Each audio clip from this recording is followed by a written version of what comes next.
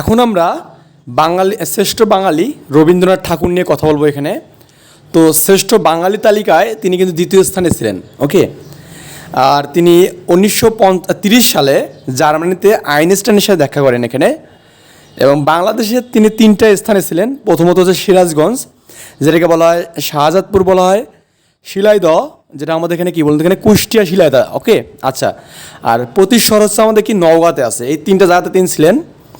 তার জন্ম তারিখটা খুব বেশি ইম্পর্টেন্ট, পরীক্ষা আসে বাংলা এবং ইংলিশ। 7ই মে 1861 সাল এবং 25শে বৈশাখ 1268। ওকে, তার পরিবার নিয়ে আমি যে কথা বলি, তার হচ্ছে 1961 সালে জন্মশতবার্ষিকী পালন করা হয়। ওকে, এটা কিন্তু প্রথম জন্মশতবার্ষিকী পালন করা হয় 1961 সালে।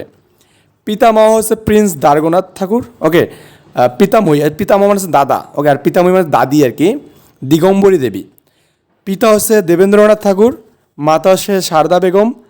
তার মা হচ্ছে 15 জন সন্তানের মা।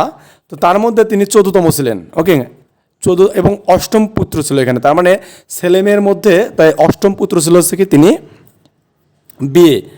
তো যাকে বিয়ে করেছেন তার মেয়ের নাম হচ্ছে ছিল কি বেনি মাধব রায় চৌধুরী। মেয়ের হচ্ছে মেয়ের বাবার নাম আর কি বেনি মাধব রায় চৌধুরী।